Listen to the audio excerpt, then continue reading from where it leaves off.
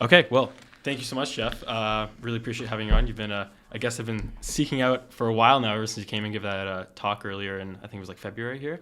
Yeah, And, pitching to investors, I think it yeah, was. yeah, I could tell, this guy really knows what he's talking about. Sometimes. He's clearly been around. So you're a little bit of a Niagara legend, and I think just from doing a little bit of research on you, you've been on the radio show, the 610 News Talk for like how many times? I've been doing that for years. Yeah. They haven't actually had me on in a little bit, but I usually was on a couple times a month, 2-3 times a month. But anyways, for the uninitiated, the people who don't know, why don't you give a little rundown and maybe a little bit about what you do in the community and your business, Innovate Niagara? Yeah, so I work with a company that helps startups. We've been around since 2008.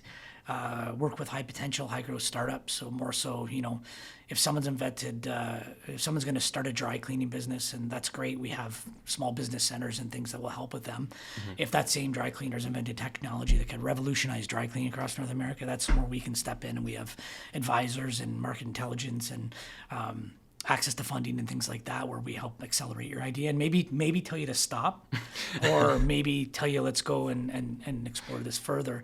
My background is entrepreneurship. I've wanted to get involved, not knowing what entrepreneurship was. Growing up, I did grow up in Niagara and St. Catharines. Was not very entrepreneurial town.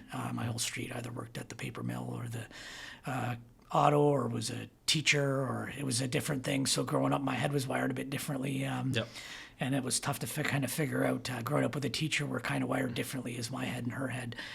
My mother's head, as far as entrepreneurship. So I've always been around it. Mm-hmm. And community, I think I balance both pretty well. I've been involved volunteering, whether coaching since I was a kid.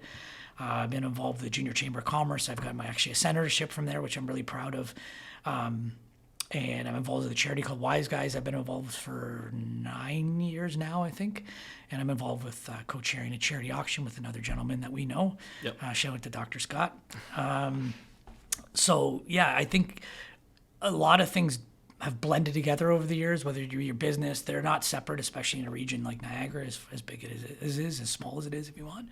Mm-hmm. But yeah, my background, I would say, is entrepreneurship, volunteerism. Those are kind of cores that I believe in and getting involved in the community. So, and appreciate you having me on today. Oh, absolutely. It's a pleasure. And I just want to touch on one thing that I remember you told me back in February when we first met. Right out of university, you have a very exclusive degree from Brock that I don't think even exists anymore. It does not. It is environmental economics. It is environmental economics. Right. And it was a very interesting time. Myself and about 20 others, including the CAO, David Oakes of St. Catharines, have the same one. I go through at the university, kind of taught me how to learn. Yeah. It's kind of that I was the first person in my family to go to university. I am not an academic by any means. I do have a Distinguished Alumni Award from Brock about 10 years ago, which I find funny because I probably have the lowest average of anyone on that list. But I've now ended up with a college degree and 2 university degrees. So I got a chartered director from McMaster as well. So funny enough, saying I'm not an academic, I've kind of been around the school, and I've also taught. I taught for 6 years at Brock University, a 4th year class, and I taught for 5 years at Niagara College, a 2nd year class as well. So I've always kind of been around the educational. I always say I'm not an academic, I'm not a teacher, but I guess I've kind of been over the years. So why would you say in the classroom maybe you weren't as successful, but outside you were obviously wildly successful in your businesses and entrepreneurship aspects? Yeah, it was tough. I would say just from the standpoint I worked, we all have different backgrounds, and I worked full-time in university, which I would not recommend is the best thing to do. Also very different when you go to a university in your own town. Mm-hmm. If you're not from the town, you seem to get more involved with the things on campus, where I was the type that I had to pay the bills. I was also coaching basketball, so I was a big brother at the time in university as well. So I came to university to go to class and left. I did not have the experience that I would not recommend it. My little sisters actually came to Brock, and when they first came to Brock, they were in the concurrent ed program, and they were going to live on campus, and I thought that was the greatest idea. And some people were like, why are you in town and you're going to live on campus? And I thought, you got to do it. Like, it's just a different experience. So the university experience was my fault, not anyone else's, but I also I needed to pay the bills. Absolutely. And I think that's out of necessity. And that parlays into the next thing I want to talk about. You said out of university that you started a marketing business, correct? I did, but not right out. No. Right out, it was that fear that I see with all 4th year students, and I see it with my 20-year-old right now, is like, oh my God, what am I going to do when I grow up? Yeah. And the first class I used to teach to the fourth year student is, and I'm going to say when I was 40, when I was teaching in my mid 40s, I said, I'm 40 and I don't know what I want to do when I grow up. So everyone just relax, because you can see the look on everyone's face going like, oh my God, what am I going to do? Yeah. I got a job actually in pulp and paper coming out of university. Pulp and paper still had a presence here, and I didn't know what I was going to do, and I needed to make some money. And I was doing that while I was going to college, learning quality control, learning a whole pile in the quality space. And I was working in the paper mill, and I started going into every little area of the mill trying to figure out, okay, I'm here, I might as well figure out how paper's made. So I ended up in the plant for guys for 30 years hadn't seen people. And they threw me in the lab. So I understood quality, I understood process. I mapped out all the processes of not because I was told to, just trying to understand how this was made. And then during that time, the plant actually went into bankruptcy. Okay. So that was kind of the start of the end of pulp and paper in the Niagara region, I'll say. But I was still going to school, and I was still hustling. I was learning, I was networking, trying to meet people, not knowing that because I didn't come from a business background or that. And I was introduced to one of the people I ended up getting a meeting with was a former chair of the board of Brock University. And they had a consulting practice and a national accounting firm called BDO Dunwoody. And I took like a pay cut in half to go work at BDO Dunwoody because it was my opportunity. It was my chance. I was an associate consultant. I was brand new. Didn't have a clue, and here I'm getting paid to meet with companies. And I ended up meeting with companies from like 2-person machine shops to I had a visa to travel across North America for CN. So I traveled a lot, and I learned what to do, what not to do from very small businesses. From large businesses that you'd think would have their stuff figured out, for lack of a better term, that didn't. And I did work up to the Auditor General's Office, Natural Resources Canada. So I was all these different organizations, and I was learning all along, doing this consulting work. Right. So then I guess they give you a broad scope of what businesses are doing right versus wrong. Absolutely. And one of my old business partners, there's two Robs I was in business with, both Brock grads. And he left Walker's for this marketing startup, and I was like, that's kind of crazy because you're fast tracking to Walker Industries, which is, for those of you who don't know, is a large employer in the Niagara region and beyond. I would say globally, I've got a friend who runs a plant in South Carolina for them for the last 8 years, so they're everywhere. So I was shocked he left, and they started doing all our marketing and support and et cetera, and they were growing, and it was a great problem. And they asked me to come in, and because I knew operations, I could understand process, So they said, why don't you come in as a buddy? It was a buddy thing. I had actually, through the St. Catharines JCs, I volunteered at a dragon boat event, and I met Rob Iachetto. Shout out to Robbie I. I met Rob, and I came home that day, and I looked at my wife at the time, and I said, I met someone I'm going to do business with. And I've never said that since. That was my one. I'm like, I'm going to go into business with this guy. Wow. And I went and did an org review of their Toronto office. They just opened, and their head office was in Sarnia.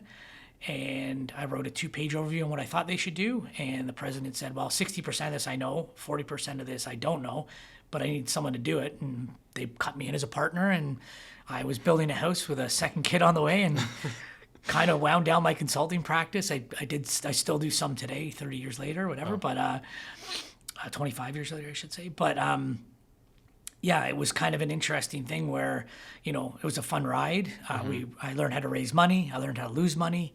I learned how to hire. I think by 29, I was the second oldest of 25 employees. Wow. We were on the Profit Hot 50 list as one of the fastest growing companies in Canada. We were in Detroit, Sarnia, Toronto, and Niagara. And I used to leave the house at 5 o'clock every morning on every Monday and be gone for the week. And having kids, it doesn't work. No, yeah, I can. So I yeah, can see that work-life balance. It does not work, and there was no remote then. It wasn't like my offices were all connected, but there wasn't. It wasn't like it. Our Toronto, all our offices were connected through. Did the ops, so it was all through VPN, et cetera. And this is almost 20 years ago, so it was tough to do. So travel was mandatory, and I came out of a 2-hour meeting probably in 2008 with my old business partners, and I went to my family and said, I think I just sold all my shares. And they said, what are you going to do now? And I said, I have no idea. And 2 weeks later, I was able to start Engine, which was a cool thing because I left a startup to start a startup to help startups, which is really foolish. It sounds ludicrous. I'm still tight with my old business partners. I'm an investor in companies with them now. I sit in advisory boards with them. One of them they've both been a client of Innovate Niagara twice now in a couple different startups. So it's a different, people say family or business is business, and personal business. That everything is personal and business. There's no distinction. Yep. The people there around, they're like a family. I lived with my old business partner for 5 years and his wife in Sarnia when I was there. Like, when his brother passed away, that's a family thing. He's gone for 2 months, and I'm stepping in. So it's, you kind of, situations, like conversations are hard to have, and the guys knew my situation. And when I sold my shares, my one partner said, I don't know how you did it with one kid, never mind two, because I traveled. And at that point I'd moved into more account management. The operations were set up to 50 people. So I was replaceable. I wasn't leaving them out of the lurch. It wasn't a situation, but it was a good situation. And you just talked about work-life balance. I was able to never miss. And I mean, both my kids played competitive basketball. I was always around. I was always coaching. That's the thing. It seems like you can always do everything. I don't know how you balance it. I think it's timing, how you do it.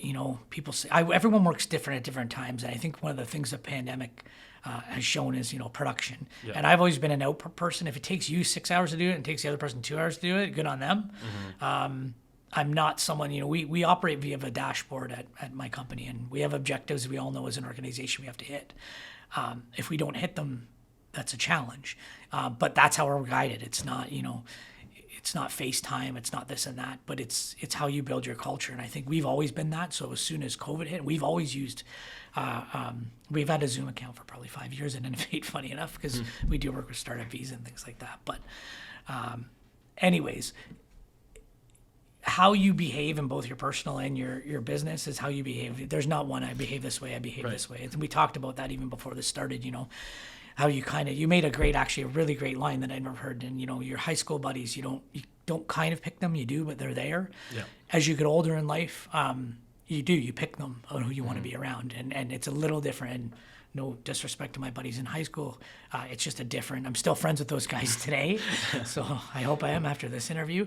But it's a different conversation. You have different likes. You have different and it's signifying growth and that you've gone in different directions, which isn't a bad thing at all. I think it's just showing that you've gone out there and you've cultivated people that have the same interests as you, and the people you're born with and that you grow up with are obviously, if they do, that's great, but most likely they're not going to. You've touched on something in the past when it comes to entrepreneurs and improving their ideas, and that they have to be able to be open to criticism in order for their business to improve. And something that you said that I thought was hilarious is you said people don't like hearing that their babies are ugly. Yes. And I think that perfectly encompasses how you should improve as an entrepreneur. What would you say to the person who wants to start up a business that is maybe really protective of their idea and they think that they have it figured out? I've dealt with a lot of people like that, and that's fine. And if they have, then they're not. In my term, I use the term coachable. And I use it in anything, whether it's sports, I've coached basketball. I'm not doing it now, but I've coached, I couldn't even tell you how many teams over the years. And you've got great players who are not coachable, and you've got okay players who are coachable, and you can see the difference. Someone's a sponge. I consider myself a sponge. I just want to learn. I don't care if you're 18 years old teaching me. I learn stuff from my 20-year-old all the time. And that's the thing, is people getting these mindsets with it. But if someone comes in and their protectionism and it's just not going to work. You're good. You're on your own. By all means, I wish you the best of luck. What we try to do, I'd say, and what I've always tried to do is when you talk about the ugly baby thing, is that not that these people might not have the best idea, but everything else lines up. And the odds of you hitting it on your first one are pretty darn slim to none. Yeah. But it's teaching them behaviors. Hey, I can do this again. We have one of our best clients that came and said, you guys taught me how to do this, so I can do it again. I don't need the help I did before, because you gave me the framework for doing it. If you're protecting your idea, that's great. You should protect it. It should be NDAs. We have a client acknowledgement form that when we work with clients, it's a mutual NDA where anyone who's on our team you can talk to, and they're not going to share it unless they want it. You're not going to make that introduction unless you want to. Yep. It's been the system's worked for 15 years. I've never been proposed to sign an NDA before I came here and started talking to entrepreneurs. So I think it's a pretty common thing. Yeah, but just make sure there's two different types of NDAs. There's mutually NDAs and there's one-sided. So don't just take it. That's where things can get kind of, and I don't sign anyone else's NDA. It's just too cumbersome. If anyone signs me an NDA, then I got to get a lawyer involved. The rest of it, I'm not doing it. If anyone reads our NDA, it is definitely one of the most mutually beneficial NDAs you've seen. But it's the idea that it gives you the comfort. I always tell people in our first intake or first client meeting, I'm sitting down, tell me what you want to tell me, what you don't feel comfortable, don't tell me until we sign this. But I mean, I operate the same. I'm still going to ask the same questions whether you answer them or not. And that's the other thing, is when you talk to anyone, you're getting part of the story. I always tell somebody, like, I'm giving you advice. You know everything that's going on. You've chosen to tell me what you want to tell me. I might still know what everything's going on, and someone else may have a different opinion. So it's at the end of the day, you got to own your decision. I always tell people, if we meet next time and you haven't done the things I've suggested, you're not going to offend me. Right. But if you ask me the same things over and over again, you're going to bother me. Like, we've already covered it. Like, don't keep coming back with the same thing. I've had clients where, I say, what are your top 3 needs? How can I help you top 3? And they tell me all these certain things, and this can happen, this. And my favorite thing is, what's your burn rate? How much cash flow do you have? And then I've had one specific client, they didn't answer the question the second time. We went around and around again, and I asked the third time, they didn't answer it. So I said, so I'm assuming by lack of answering that when do you run out of money? Because right now I'm assuming cash flow is your 1, 2, and 3. And he said, I got 6 months.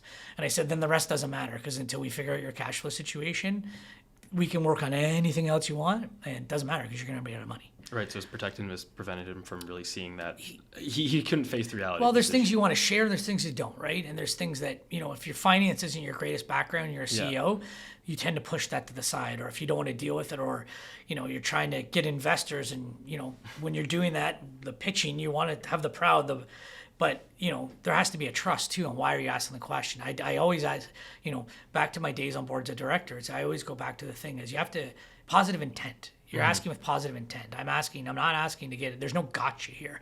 And I've sat on boards with people that are the gotchas, and I have no time for them. You're not trying to trick anyone into something. You're not trying to ask it from a position of positive intent, and that trust will build. When you talk about coachable, I've got a company right now who's trying to raise $30 million, and I'm not going to get what they do, but it's revolutionary what they do. And the CEO is probably 55, one of the smartest men I've ever met in my life technically, and is probably the most coachable person I've ever met. Wow. And because he's coachable, people on our team have helped. We've got senior introductions for him, all the rest, because he doesn't pretend to know any more than he does. Then the stuff he knows, he's confident he knows it. But the other stuff, he looks for help. And that, the people who own what they don't know are, I would say, a lot more successful than the ones that don't. If you're good at understanding yourself, you'll get a lot. I understand my flaws. I understand my weaknesses. You surround yourself with those people who are good in those. You can't punt them to them. You surround yourself and they support you in those initiatives. You you can't defer things, but understanding what your strengths are, especially as a CEO. I've got a really fast growing company that probably once a year I ask the CEO if he's really the CEO. Because at some point I don't think he will be. Where is that line then between obviously practicing humility and making sure you're open to ideas, but then also abdicating for yourself when it makes sense? Like, let's think of like Kanye West at the ultimate extreme side of that. When is it important to say, my business is great, I have something worthy here, you should invest? We always start with market intelligence. There's always there's no science to it, because when you say, do you want to invest, there's something you're giving up. And so there's a couple things. I always tell people it's tough to say no to money when someone's investing. So I always say I'll never chirp anyone for taking money, but I've been involved with many times of buying out bad shareholders. Okay, I've been there on a Friday afternoon signing shareholder agreements for people as a witness to get rid of people because they took bad money on, and what their expectations are. I'll go back to myself personally. Everyone says, well, this stuff. You know how to do this. I didn't. I had no clue. We were one of the fastest growing companies in Canada, and we had got some angel money, and then we started talking like VCs. What the heck's a VC? I don't know what a VC is. And then, VCs want you to grow and they want to get out. Like, there's a whole different approach. We didn't know any of this. So, the money you take is very important with the mandate of, if I want my money back in 3 years, you better align your numbers to my 3 year get my money back. If you say it's going to be 5 and I want it 3 and you don't think it's achievable, then you probably shouldn't be taking my money. What happens in those scenarios? Depending, you find new money or you might run out. So that's the other thing, right? Is I say I'll never chirp anyone, because you might be at that situation where this person wants it in 3, you need it in 5, and if you don't take the money, you're going to run out anyways. Yeah. So that's why I say there's no science to it. I believe, I look at these solo entrepreneurs and awesome, that's great to them. I'm more of a team guy. I've had business partners in every venture. Whether it be investments, I sit on we've got 13 of us that own an investment company I'm on the board of that. The 2 other board members have very different very different skill sets than I do, which is the correct way to go about doing it when you put something together. Even with boards of directors, my own board or anything, you have skills and profiles that you want to fill those gaps in and bring them in of what you don't have or what you need. And it comes to fundraising too. If fundraising is not your main thing and you're struggling doing it, then you need to get help, whether it's from an organization like us, whether it's bringing an investor on with part of it is that they bring more money. There's a million ways to look at it depending on what you need and how much you need. When someone tells me, hey, I want to raise this amount of money, my first question is, for what? Right. What do you want to raise it for? And it might be justified, but it might also be, well, you don't need $1 million, you need 3. A lot of times it's like, you could get a line of credit for this right now and de-risk yourself and not give up any equity. Like, what are you looking to do? Or are you looking to build out a board or an advisor list because it's attractive because if these two invest? So like, there's a million games on what your intent is for raising money, and then what's your strategy for getting it? What's good money? That made me think of another point I want to talk to you about. So obviously Innovate, amazing for helping businesses. What do you say to the entrepreneurs that say, I want to do it myself, I want to figure it out, I want to make the mistakes and fix it, I don't need the help of an incubator? Yeah, so I mean, we have an incubation portion of our business, but the rest of it's just advisory. And it's, if you look at the roster of folks, and you can check out innovateniagara.com and look at our executives and residents on our team, like the team that we have on there and the expertise, like I just sit back and I listen a lot of times to these groups because we have executives and residents that are, one's on a UN mission right now. We've got a couple of sold tech companies. We've got, there's a whole roster of folks. So if you don't want to take then that's fine, go about it. What we're trying to do as an organization is stop you from making the same mistakes. And I'll give a shout out to a gentleman named Nick DiPietro. Nick helped us start the Angel Network here many years ago. Recently retired. He was actually our board chair at one point. He just retired, but he's also been an advisor for us. He's had an office with us. He's been around since we started this. And, if I always said with my old company, with Innovate, we called it a marketing company, it was a tech company. If we had someone like a Nick DiPietro to kick us in the butt and to hold us at the time with having an advisor like that who had no stake in the game because he didn't really care, it would have been awesome. So I look at it from the other side point of I'm jealous that we didn't have this because we were young and we put a board of advisors together and they all pat us on the back and you guys are doing great. But I needed someone like a Nick to go like, no, like you're gonna run out here and why are you holding out real estate this long? You don't have a contract there. What are you doing there? Like things that at our age where we needed that, and that's fine for folks who don't want it. Our whole goal is to not tell you why you're making bad decisions. Our goal is to tell you don't make the decisions that we made that we screwed up on. Like here's the lessons learned. And I always, there's a great initiative that we were about to launch literally like 2 days before COVID. One of our counterparts is doing it in Waterloo, and I don't know if we can swear on this or not, but it's called it's called Fuck Up Nights. And I think it's the greatest thing ever. And what people do is they stand up at these nights and they don't tell how I got here and why. It was one of the biggest fuck ups you've made in business. Really? And it's awesome because these people are just so humble, and everyone in the room has them. It doesn't matter what company you're at, whether it's a Jim Basile or whatever. Major mess ups. And that's what we want to do is celebrate because, in Canada we have a culture that if, we fear failure. And that's really big problem. We have this bland, kind of branch plan, employee mentality. Where in the States, if you go down, and I've hung out in the Valley, and I've hung out in Boston, I've hung out in New York, if you haven't failed, they look at you like, what's wrong with you? You haven't given it your all. No, it's like, well, you haven't tried enough. Like, what do you need? Like, you haven't, and I remember what making payroll was every 2 weeks. And I remember what having 2 kids and no money coming in. And I remember, when my bills were double what my draw was, right? Like these are real things that you need, and failure is a part of it because as you said, most people say you learn more from the times you got kicked in the shins than the time you're celebrated, right? Right. And so the people circling back, it's a long way to say, but the people who don't want help, kudos, go for it. I think it's a silly way to learn, but if that's the way you want to do it, by all means, go for it. I said that because I've encountered people just, being in business and a business school and working in a business environment of naive, usually young entrepreneurs who don't have much experience who say, you just got to do it and learn that way, which I think there is merit to that. You do have to do it. Because sitting around reading books, going to seminars can only get you so far. Going through it and figuring it out is really the only way to learn. You touched on something earlier with the Fuck Up Nights that I think was really interesting about being authentic and exploring when you make mistakes. And I think this plays into a culture, at least with my generation, of being online, being hyper watched, of being so petrified to make a mistake. A lot of people aren't trying.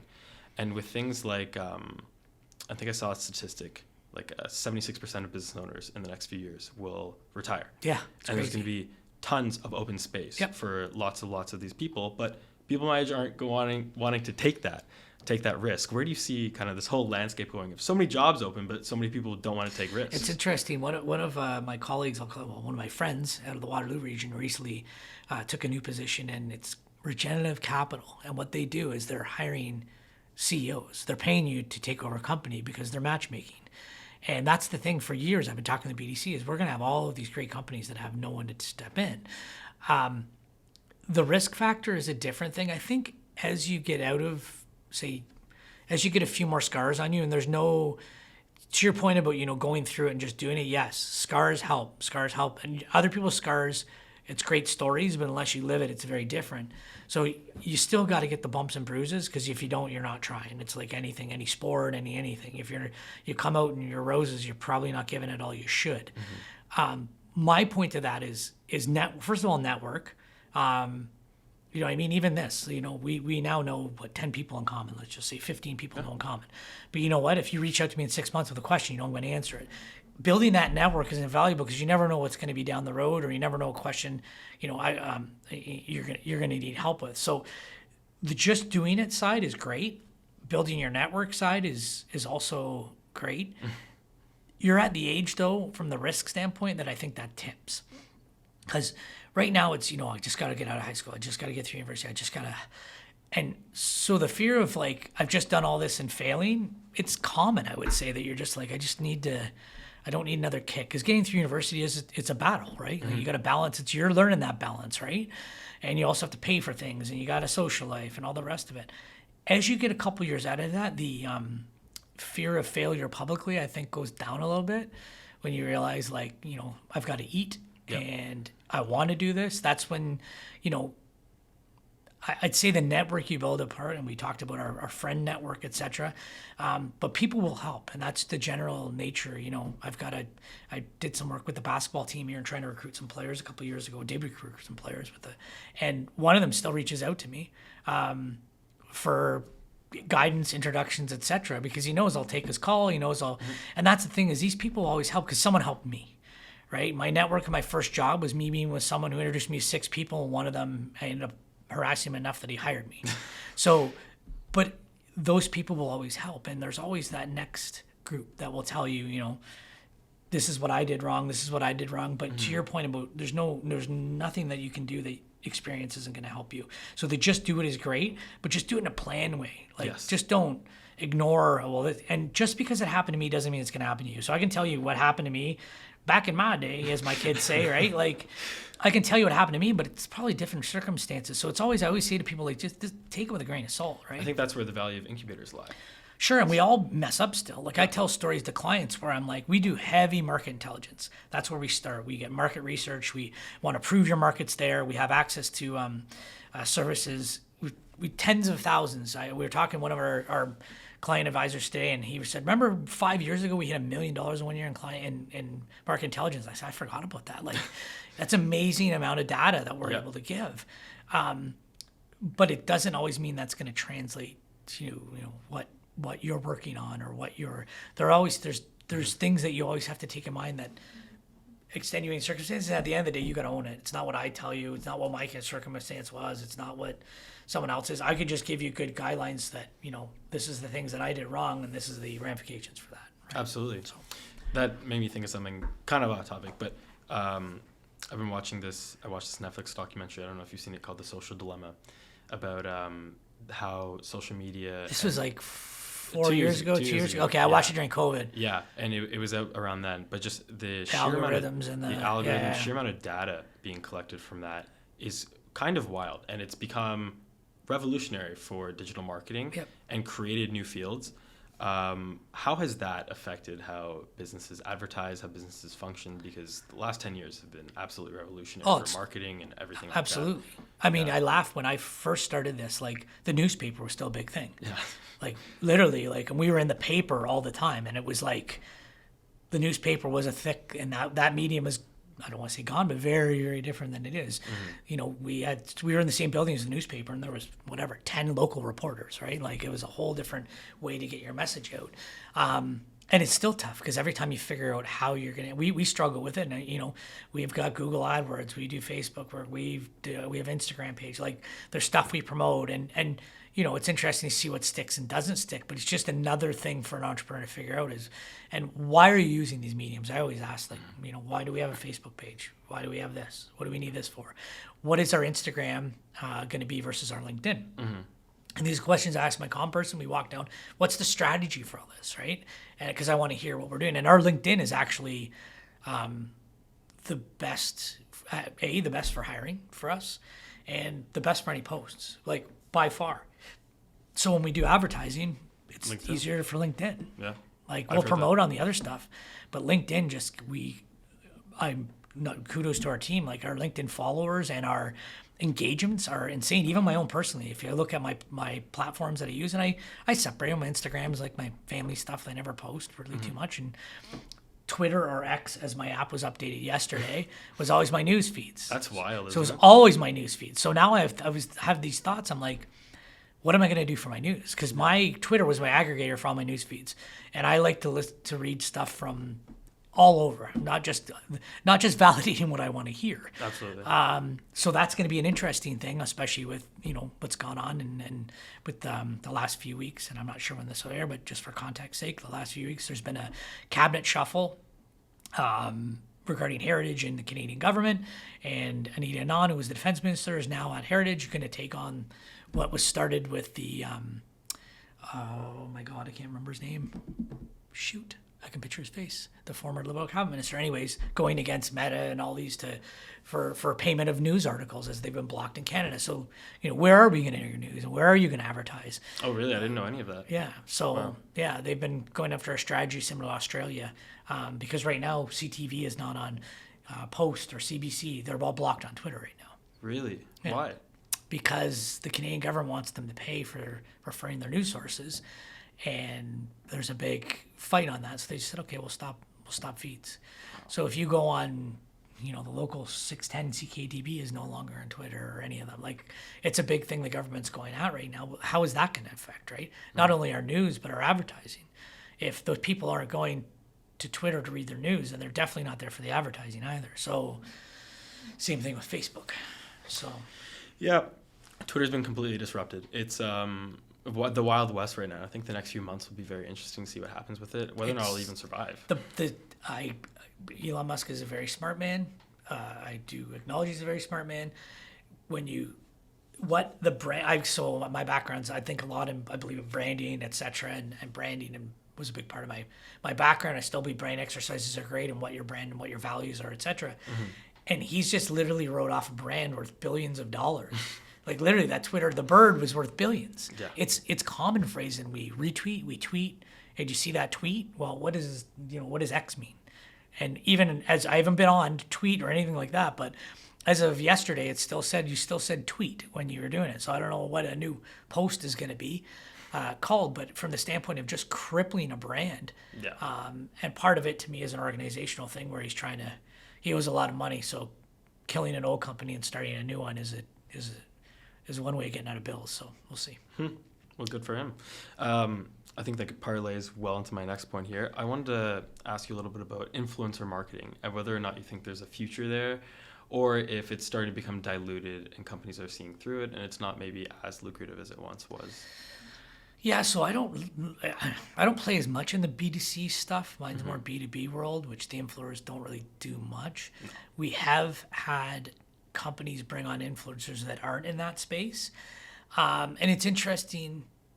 I think there'll always be a place depending on what it is. If it's very targeted, that's great.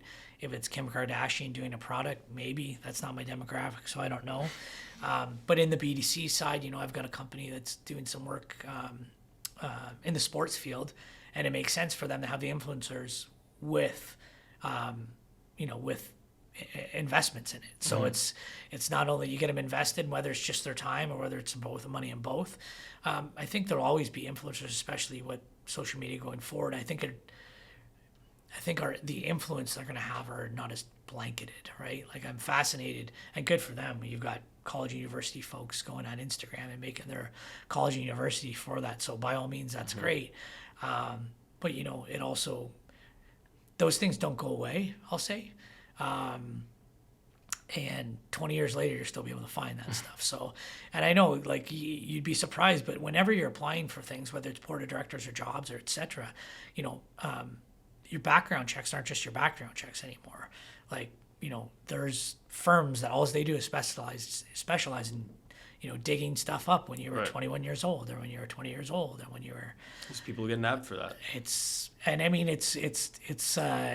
There's an interesting, anyways, it doesn't matter, but there's one now that a teacher, there was pictures they dug up 10 years earlier of this woman in Playboy, and she removed everything, or 20 years earlier in Playboy, and then she got fired for something that happened 20 years earlier, and she thought she had scrubbed all of them, but you Google her name and they popped up still. And I thought, that's, I think, the issue that we're going to have is that, the timestamps of the funny stuff. And I look back, what anyone did, what you did when you were 16 is way different than you're doing when you're 22, which is way different when you're doing 42. Yeah. So I think part of those challenges will be what you associate your brand with as an influencer. I'm kind of going the other way. Yeah. And what was important to you at 20 is not nearly as important at 30. Well, that was the point I was trying to get to. It's that these influencers are kind of volatile as to whether their reputation will stay steady. Sure. And you've seen them blow up with certain things, like maybe they'll do something that is so blatantly wrong. They're like, hey, brands have to pull back. Yeah. And then it ends up being like, oh, this brand really associated with this person while they knew this was going on. And it's a little bit of a risk. Yeah.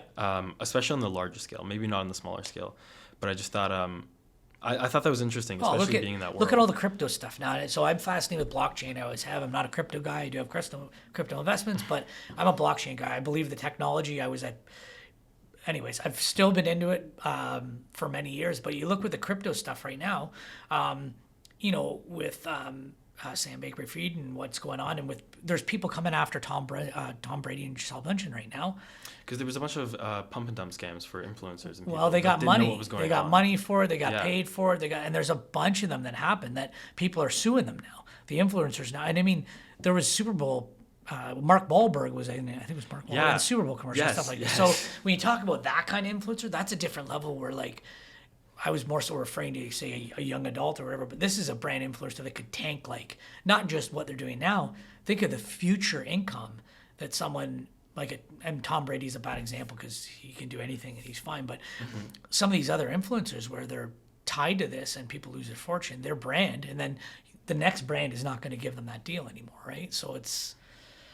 And knowing what you're fronting, right? And you look at it, it's like, and even I look at now, and I look at Connor McDavid and Wayne Gretzky doing whatever Bet 99, and I love sports. I'm not a gambler, and I find it fascinating that this has now gone such that way. That's been interesting because sports betting has recently become legal in Ontario. It's insane that when I watched the Jays game, that all through the game they go through what the odds are and who's gonna. And it's not just the broadcasters; they bring up just odds makers during the game. And I thought, wow, that's fascinating. There's a Canadian Elite Basketball League here that I'm quite a big fan of, and Innovate's a supporter, and we're season ticket holders. And this year they came on with a company called Bet Victor, a new betting app that they're getting the odds on these games, and I'm fascinated because half the players are there, then go sign somewhere else, come back. How they're actually giving the odds, I don't know. But I've actually had a close friend who's a huge supporter and said, nope, not supporting it. And he went and gave his courtsides back. He said, I'm out. Wow. And I thought, that's a very interesting, it's very interesting because it's so peripheral to me, the sports betting side. But then I hear some of my buddies talk, and I'm like, how much are you spending on this? Because you only hear when they win. Yeah. Right? It's like a casino bet when someone says they walked out with 10 grand at the casino. Sure, you dropped 15 the week before, but I only hear about the 10. So I'm when you talk influencers, it'll be interesting to see what the fallout is for and I'd say not as much a Wayne Gretzky because he's done and it's over and he's the great one and he'll walk away. But someone like a Connor McDavid in the prime of his career, if that Bet 99 happened to blow up, what does that look like? Or if they're entangled in some allegations, what does that look like for his career?